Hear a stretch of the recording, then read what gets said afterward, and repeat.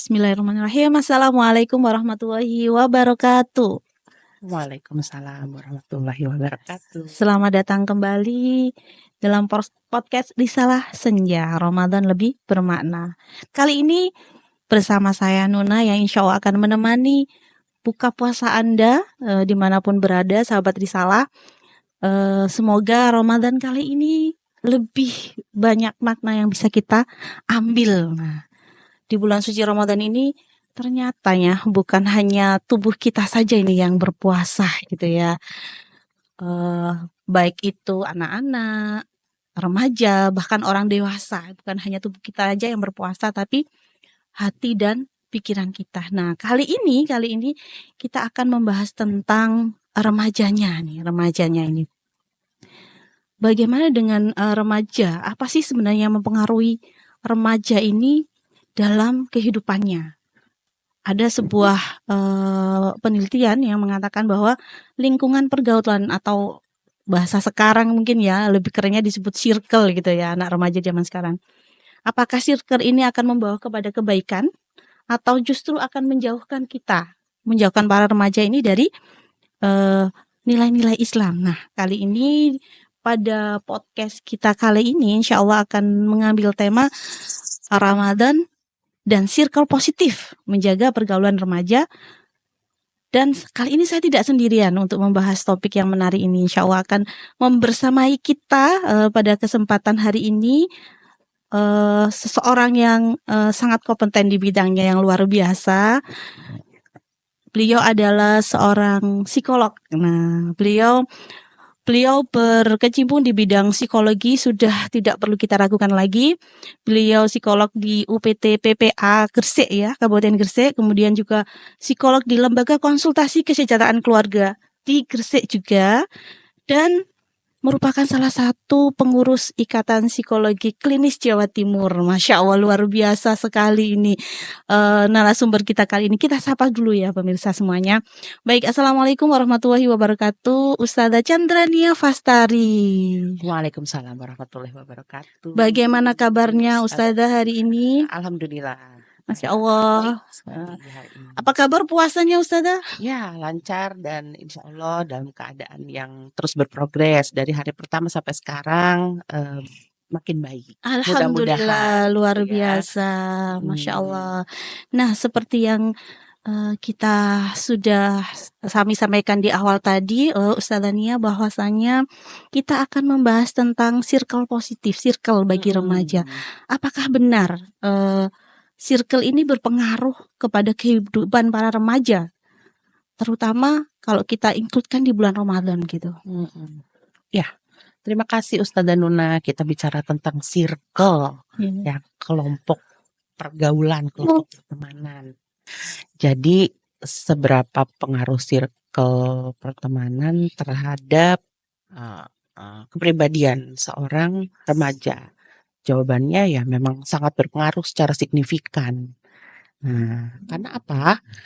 Kita perlu ingat dari agama kita dulu aja. Rasulullah kan udah pernah bilang di berabad-abad yang lalu kalau seseorang itu tergantung agama temannya. Nah, itu redaksionalnya bisa dibaca sendiri, tapi kurang lebih begitu pesannya. Pesannya adalah gimana temannya. Seorang remaja itu kepribadiannya akan tergantung gimana kepribadian temannya juga gitu. Jadi kalau tadi Ustazah Nuna bertanya sepenting apa sih circle terhadap seorang remaja, ya sepenting itu. Karena karakter seseorang itu ditentukan salah satunya oleh lingkungan. Oke, kalau kita bahas lebih dalam tentang karakter sebetulnya memang tergantung dari pengasuhan juga, genetik dan sebagainya. Tapi yang tidak kalah penting adalah lingkungan. Nah, lingkungan tentu saja kalau kita bicara remaja tidak lepas dari circle. Karena betul atau tidak, coba dicek ayah bunda sekalian ya. Anak-anak itu kalau sudah mulai balik lebih dekat dengan teman-temannya. Betul dengan sekali. circle-nya. Nah, oleh karena itu orang tua merasa kok anaknya berubah. Jadi beda gitu. Kok nggak mau cerita lagi sih sama ayah atau sama bunda gitu. Padahal itu memang sangat wajar ya. Oleh karenanya penting membekali anak-anak untuk pintar memilih. Ya, ini mungkin semacam rumus ya, bukan tips ya. Jadi rumusnya memang harus memilih circle yang baik untuk kebaikannya sendiri gitu. Jadi nggak ada pilihan lain selain kita kasih rumus, perlu memilih circle yang baik. Nah, kalau tips itu kan, oh ya gini cara berteman, cara membuat teman nyaman sama kita. Nah, tapi nggak boleh gitu. Kita yang harus kita ajarkan adalah rumusnya. Benar. Pilih circle yang baik. Nah, mungkin circle yang baik itu seperti apa? Nah, itu Mungkin juga dia. perlu kita Benar pelajari sekali. ya. Nah, benar sekali Ustazah. Nah, kita langsung masuk saja ini. Nah, kalau mungkin ya sebagai orang dewasa, ayah bundanya mungkin ya kurang sreg, ini kayaknya kalau sama berteman sama si ini kayaknya akan menjadi begini deh atau nah, kadang para remaja itu kan nggak mau nih, harus mengikuti aturan dari orang tuanya. Nah, mungkin bagaimana sih caranya kita sebagai orang tua itu, ayah bunda juga yang di rumah gitu, untuk bisa membedakan ini anak-anak ini circle-nya positif atau negatif, ini circle-nya baik atau enggak. Nah, pergaulannya ini akan berefek kepada Ananda atau enggak ini. Nah, mungkin bisa dijelaskan lebih jauh, Ustazah. Ya.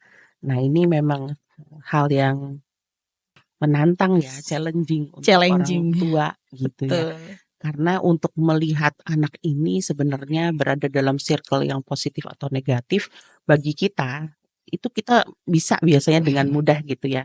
Tapi saat anak itu diajak ngomong tentang circle-nya, kecenderungan mereka adalah menceritakan yang baik-baiknya aja dari circle-nya Benar. itu. Mereka akan berusaha untuk membela circle-nya dan pengen dirinya itu dihargai dengan pendapatnya. Nah, maka tidak ada pilihan lain juga selain berdiskusi. Nah, nyaman atau tidaknya berdiskusi seorang anak dengan orang tuanya itu ditentukan oleh kebiasaan-kebiasaan yang sudah dibangun dari masa kecil gitu ya.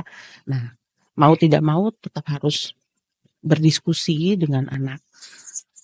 Ngomong aja, ngomong senatural mungkin, senyaman mungkin, tidak usah interogasi ya, intinya kalau sama remaja jangan menginterogasi. Benar. Nanti dia akan pergi. Nah, jadi mendingan ngobrol aja. Tadi main di mana? Terus apa sih? Misalnya ya sudah enak ngomong, kita bisa tanya apa sih yang membuat kamu nyaman berteman sama si Fulana misalnya gitu, sama si Fulan.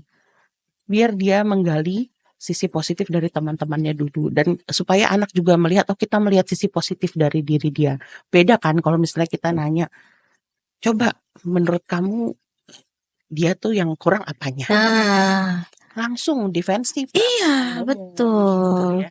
Nah, ini sebetulnya ya Ustazah Nuna juga sebagai guru BK sudah punya banyak trik untuk menggali anak-anak. Tapi kayaknya memang sejauh ini di ruang praktek juga kalau klien saya remaja itu harus yang enak dulu, yang positif dulu, dibikin nyaman dulu gitu ya. Dibikin nyaman.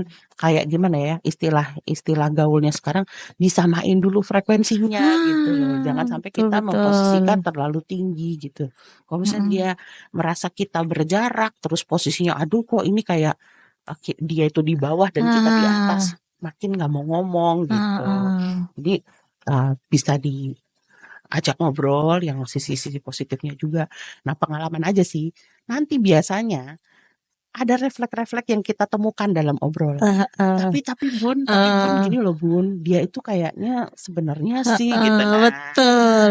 Kita akan menemukan hal-hal yang menarik ini. Mungkin dari pengalaman Ustazah Nia nih ya, ini kita berdua, kita semua para orang tua juga ini kan pernah menjadi remaja gitu. Tahu banget rasanya seperti apa gitu. Nah, supaya remaja ini lebih bisa terbuka gitu ya. Kadang-kadang kita pada saat diskusi sudah enak, nyaman banget itu, kita akan menemukan hal-hal yang luar biasa dari para remaja. Kadang-kadang secara nggak langsung buat kita itu punya ekspresi sendiri. Nah, apakah itu dibenarkan Ustazah ketika kita ngobrol asik dengan para remaja kemudian yang menyampaikan sesuatu tadi ya, sebenarnya sesuatu itu wow gitu ya. Nah, kalau kita berekspresi itu akan membuat remaja masih mau cerita atau gimana nih? Bagus ya.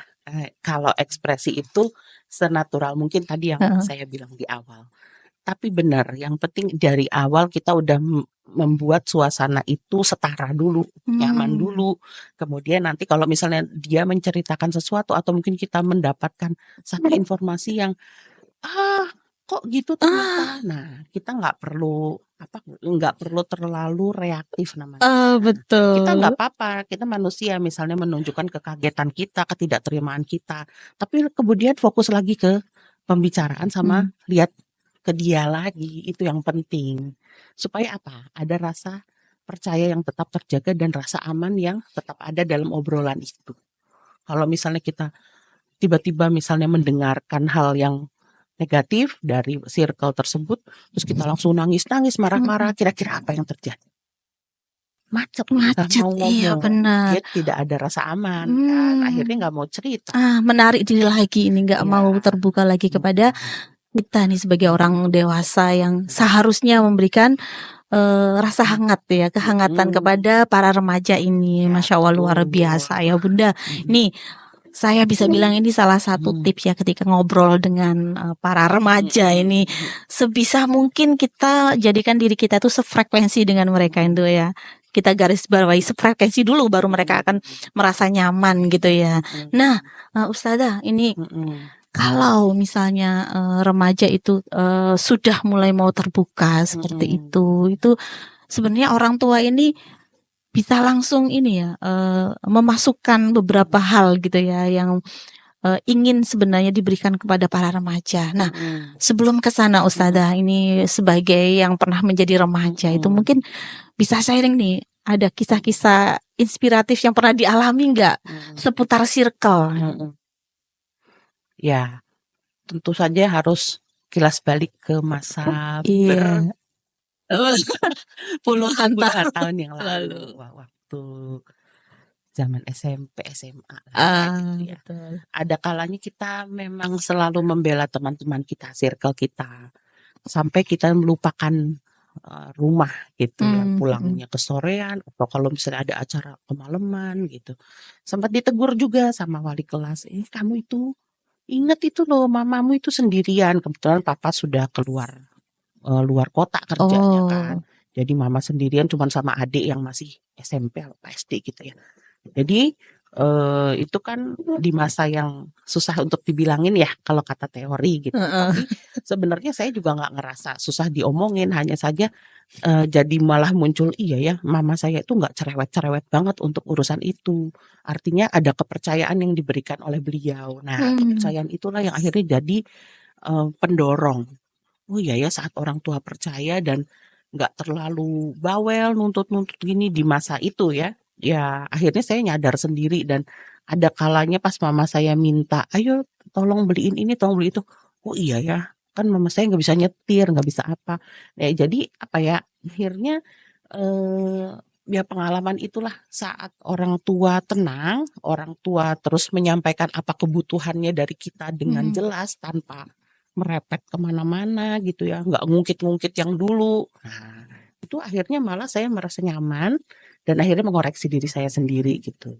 Ya, kayaknya ya belajar dari orang tua kita yang dulu ya, ngomongnya yang jelas, tetap kasih kepercayaan. Kalau memang ada yang perlu diperbaiki, ya ngomongnya baik-baik gitu. Nggak perlu sampai melibatkan masalah kita sendiri di dalam masalah dengan antara kita sama anak Anak gitu. betul. Seringkali yang muncul, saya juga jadi orang tua nih sekarang ya, punya Merasakan ini ya. 3 gitu ya, 3 udah balik. 1 masih kecil banget, 3 tahun.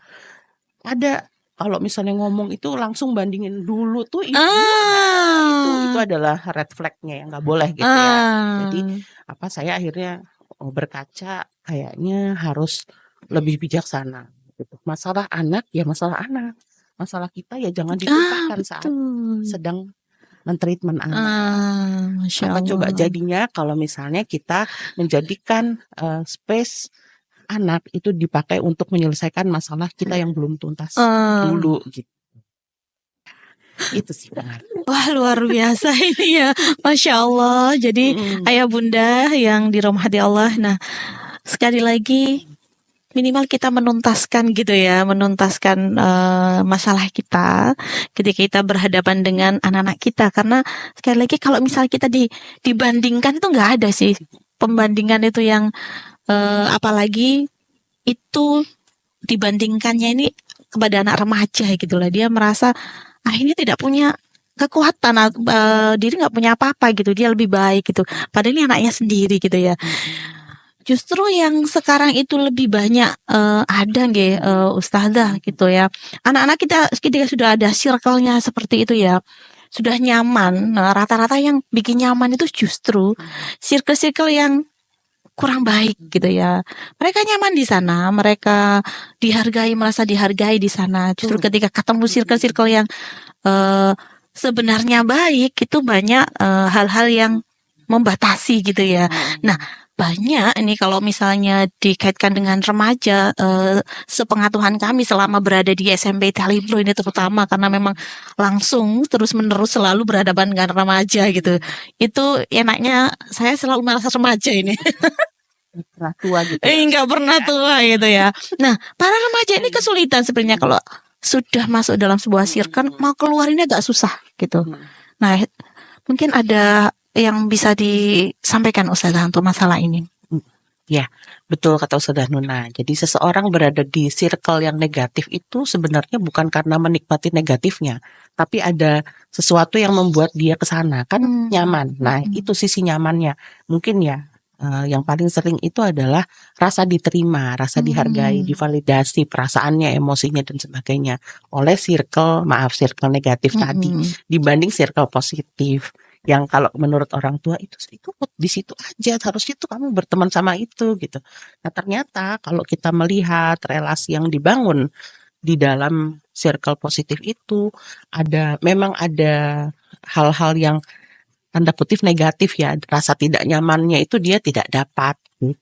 Jadi dia bukan menyukai nilai-nilai negatif dalam sebuah circle pertemanan, tapi lebih ada rasa nyaman, diterima, divalidasi dan hal positif lain yang sebenarnya tidak ada sangkut pautnya dengan yang tadi ya, yang negatif misalnya. Jadi caranya gimana sih membimbing supaya anak itu mau keluar dan minimal gini, kita kan tidak bisa memaksa dia memasuki circle positif, tapi benar. kita selamatkan dulu gitu ya, selamatkan dulu gimana caranya agar dia ini bisa lepas dulu. Nah, kalau yang sepengalaman saya, kalau misalnya di ruang praktek atau di anak saya sendiri gitu, balik lagi ke diskusi sih, tapi sekali lagi diskusi ini betul-betul harus mempersiapkan diri kita sebagai orang tua supaya nanti tidak membuat dia itu merasa diatur yang merasa tidak dihargai gitu ya. Jadi perlu berkali-kali kita sampaikan, Bunda tahu di dalam circle ini kamu merasa ini. Sebutkan hal-hal positif yang bisa kita tangkap atau mungkin kita dengar langsung dari dia. Nah, kita beri feedback bahwa wajar kamu merasa nyaman di situ, tapi menurut agama kita ini bukan aturan Bunda loh, aturannya Allah loh. Kayak ini yang perlu digarisbawahi gitu ya ke anak remaja. Jadi Bunda dan Ayah itu kan ingin melindungi kamu. Bahkan kalau misalnya bisa, kalau masih memungkinkan, pengennya sih terus-terusan ada di samping kamu gitu ya. Tapi kan kamu sudah semakin besar, di hadapan Allah juga sudah balik. Nah, ini kan tetap dong Ayah Bunda ada kewajiban menjaga kamu. Aturan agama yang ada itu kan tujuannya melindungi kamu. Jadi ini bukan aturannya Ayah atau Bunda. Ayah sama Bunda sih mungkin bisa memberikan keringanan di berbagai sisi gitu. Tapi agama kita tidak bisa memberikan itu.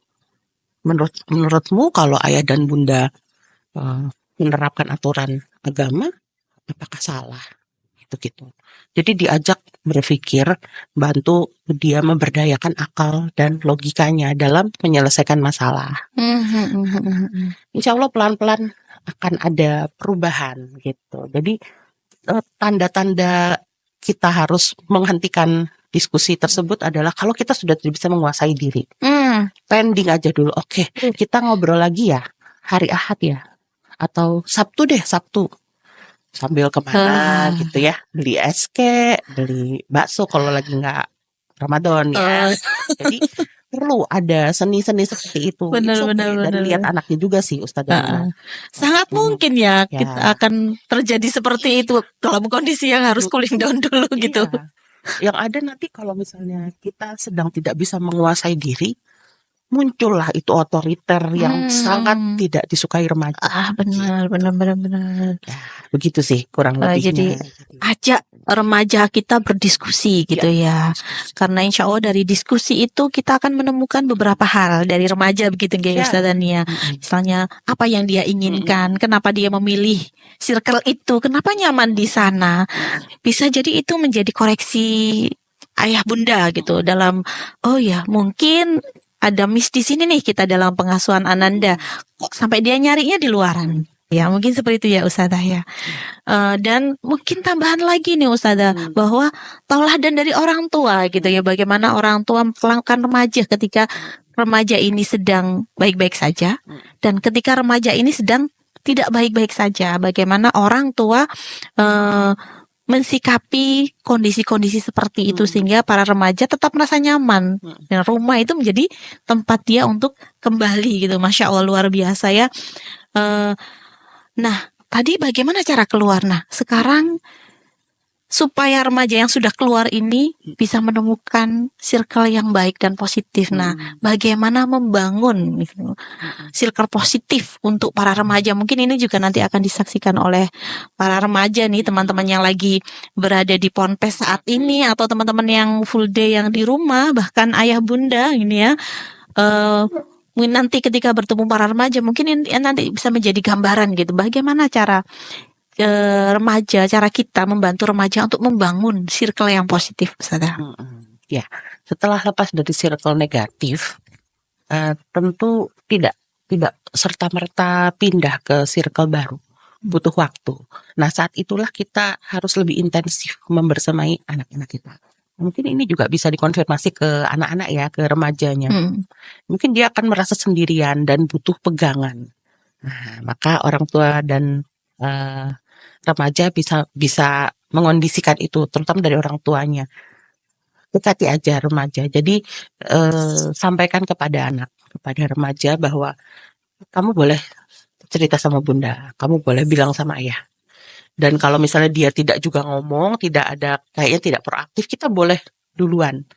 Jadi kita boleh mendekati. Berinisiatif gitu ya. Kembangkan inisiatif mendekati. Karena mereka juga kayak secara natural itu enggak kayak dulu dikit-dikit nyari orang tua. Benar. Tapi sebenarnya masih butuh.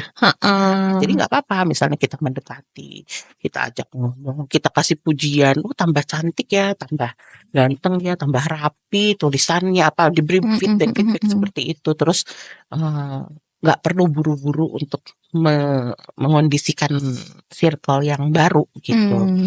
Karena ini juga kan pasti butuh waktu ya untuk dia mencari teman yang baru. Intinya untuk mengisi kesepiannya atau mengisi yang tadinya biasa diisi oleh teman-teman dari circle negatif itu cover lah oleh orang tua gitu. Nah, jadi bisa lah pakai bahasa-bahasa anak-anak gitu ya. I'll be there for you if you need me. Gitu. Jadi goda-godain aja. Benar. Kan emang ya umurnya segituan. Iya, diajak bercanda ala mereka gitu ya. Jadi kita ngikutin gimana mereka vibes-nya udah nggak apa-apa. Selama dalam jalur syariat kan nggak apa-apa. Jadi kita luas gitu dan tunjukkan juga ke anak bahwa kita ini bisa kok jadi orang tua yang menyenangkan gitu. Walaupun ya belajar terus sih gitu. Nggak mungkin kita langsung ujuk-ujuk jadi yang menyenangkan. Proses belajar menjadi orang tua juga panjang besar. Yang lebih mengetahui bagaimana karakter anaknya itu kan orang tua gitu ya. Jadi masuknya itu dari mana ini? Bercandanya pakai apa ini gitu misalnya kayak gitu ya. Mungkin kalau yang cewek gitu ya, kita ngomongin skincare dulu lah Oh, betul, gitu betul. misalnya. Diawali sesuatu yang menyenangkan buat dia mungkin ya Ustazah ya. Kalau cowok mungkin ngomongin klub-klub bola, Ya. strategi-strateginya, barulah kita masuk mungkin seperti itu. Mm-mm. Sebenarnya diskusi itu perlu diagendakan waktu khusus nggak Ustazah? Misalnya deep talk dengan mereka setelah mereka melalui seharian itu sebaiknya paling cocok itu seperti apa? Mungkin diagendakan keluar Mm-mm. yang seperti apa gitu Ustazah, ritmenya gitulah. Mm-mm. Nah, untuk kebutuhan tersebut kembali lagi kayak tadi, anaknya kayak gimana dan orang tuanya memiliki waktunya seluas apa. Oh iya, Gitu. ini masalahnya ini ya. Iya, Seluas apa ini ya?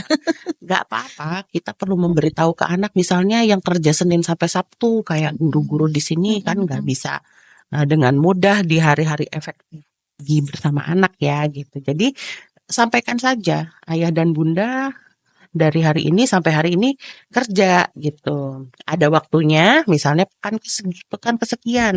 Sampaikan nggak apa-apa, terbuka aja bahwa kita bisa pergi berdua aja misalnya sama masing-masing anak kalau bisa ada waktu itu ya. Tapi fleksibel, kembali lagi ke kondisi keluarga masing-masing. Jadi disampaikan ke anak. Kenapa harus disampaikan dan kalau bisa ditunjukkan pakai tanggalan supaya dia juga melihat, oh iya, dalam 1 bulan ini hanya ada waktu segini. Jadi bunda sama atau ayah cuma bisa di waktu misalnya tanggal segini gitu. Biarkan dia tahu data, berikan dia data supaya tidak mengedepankan perasaan saja, tapi menggunakan logika juga dalam melihat satu masalah yang kemudian akan diambilkan solusinya gitu. Nah, deep talk dan sebagainya terkadang kalau saya perhatikan syukur-syukur kalau bisa dilakukan, tapi ada juga kadang pergi gitu ya, nggak ada deep talknya juga gitu. Jadi tapi dia merasa nyaman pergi bersama kita. Betul. Jadi nggak perlu membuat target terlalu tinggi misalnya.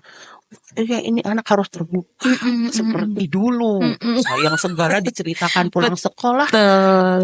Bunda tadi Ustazah bilang sampai Z diceritakan. Nah, kalau sekarang di masa dia menuju dewasa atau remaja ya kalau bahasa psikologinya, ya memang tidak seperti dulu. Gitu. Tidak mungkin dia seperti ketika kanak-kanak.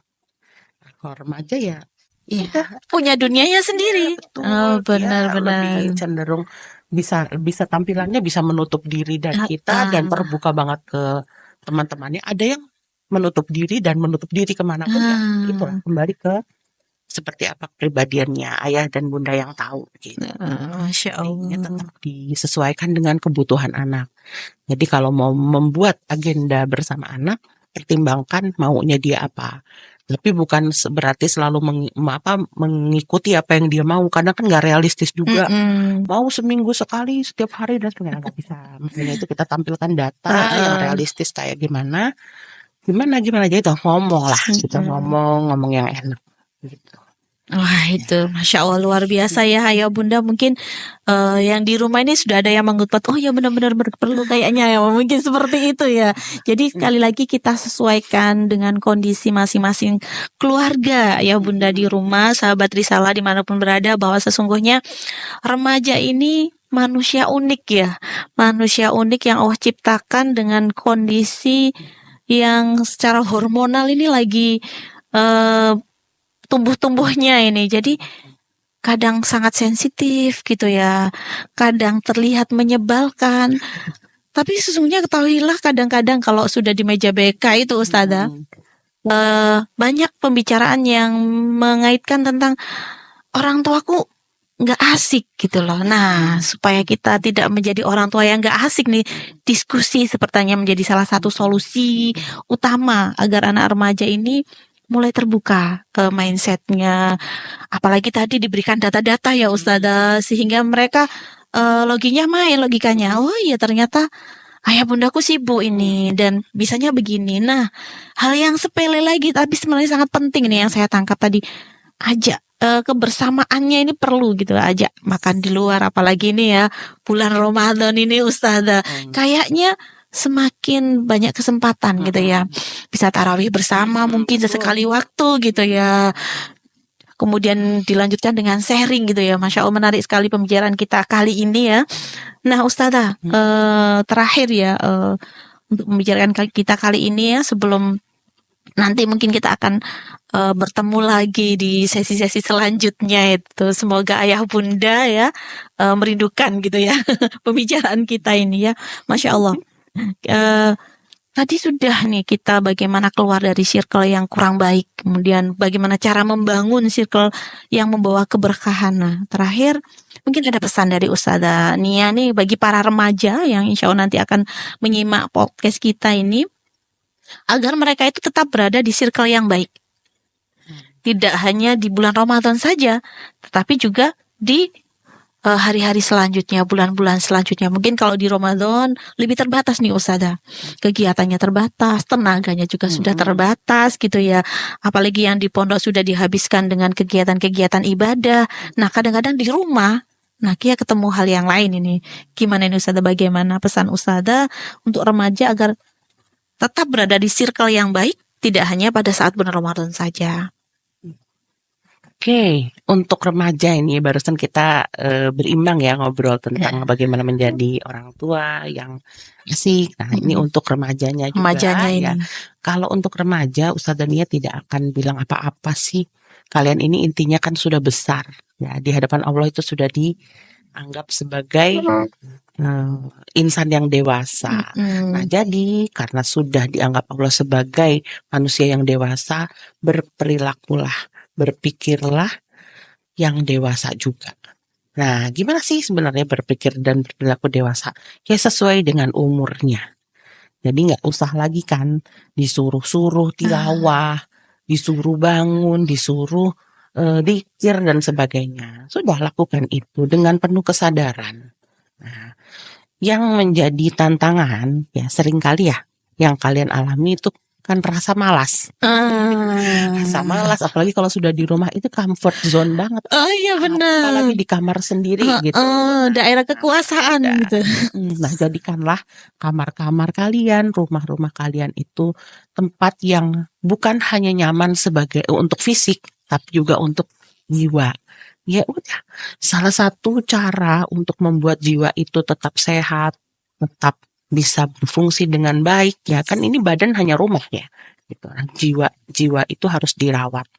Salah satunya adalah dengan terus berkoneksi sama Allah. Gitu. Jadi ibadahnya tetap harus dijaga dimanapun berada. Nggak hanya pas di pondok aja. Tidak ada solusi lain. Kita ingat agama kita. Silakan cari solusi di mana-mana. Tapi kembali lagi. Yang bisa membuat jiwa tenang itu hanya dengan mengingat Allah. Tidak ada yang lain. Itu aja. Pesan dari Ustazah. Kalian adalah anak-anak yang hebat dan anak-anak pilihan. Bisa belajar di pondok pesantren Al-Ibroh. Yang penuh dengan taburan dan juga siraman ilmu dan juga kasih sayang. Itu adalah hal yang harus disyukuri dan anugerah yang betul-betul indah. Kenapa Ustazah bilang gini? Tanya sama alumni. Alumni selalu kembali ke sini mencari dan mensyukuri saat mereka sudah tidak ada di sini. Masya Allah, luar biasa ini ya. Ini alumninya kayaknya Masya Allah ini. Semoga juga menyimak ya. Baik sahabat Risalah dimanapun berada, ayah bunda dan juga para remaja yang menyimak. Sekali lagi terima kasih Ustazah Nia, luar biasa. Perbincangan kita kali ini perbincangan yang tidak biasa, karena yang kita bincangkan sesuatu yang luar biasa, yang Allah ciptakan sebuah seorang manusia ya, remaja dengan berbagai hal yang menarik yang ada di remaja. Remaja itu sejatinya menarik, sejak sudah menjadi remaja sudah menarik gitu ya. Dari fisiknya, dari bagaimana dia berinteraksi sudah sangat menarik, berbeda dengan pada masa pertumbuhan yang lain. Masya Allah, semoga kita semua bisa menjaga pergaulan yang positif, selalu berada di circle yang positif sehingga memberikan keberkahan kepada kita semua dan menjadikan itu sebuah tambahan amal kebaikan bagi kita. Gitu Ustazah. Kepada sahabat Risalah dimanapun berada, Ustazah ucapkan terima kasih sudah menyimak podcast kita kali ini dalam program Risalah Senja Ramadan Lebih Bermakna. Insya Allah mudah-mudahan kita bisa selalu memanfaatkan waktu yang baik ini dengan hal-hal yang baik sehingga Ramadan kita tidak selalu dengan sia-sia begitu ya Ustazah. Masya Allah. Jangan lupa untuk semua sahabat Risalah untuk share hal-hal baik yang sudah ada dalam Risalah Senja kita kali ini. Mudah-mudahan banyak orang yang bisa menerima manfaatnya, bisa merasakan manfaatnya dari program Risalah Senja sehingga kita semua akan bisa dikumpulkan nantinya di Yaumul Qiyamah dalam kondisi yang sangat baik tuh. Sampai jumpa pada program Risalah Senja berikutnya dengan tema-tema yang insya Allah lebih menarik. Dan mungkin sahabat Risalah Senja bisa untuk menyampaikan mungkin kayaknya tema ini perlu dibahas ini gitu. Langsung saja ke ini ya. Di websitenya, di YouTube-nya mungkin bisa disampaikan sehingga kita akan memberikan nuansa-nuansa baru bagi Anda semuanya dimanapun berada, sahabat Risalah. Baik dari saya, Nuna, dan juga Ustazah Nia. Ucapkan terima kasih sekali lagi Ustazah. Mudah-mudahan kita bisa berjumpa lagi di episode selanjutnya dengan tema yang lebih menarik dan variatif. Sampai jumpa dan Assalamualaikum warahmatullahi wabarakatuh. Ya.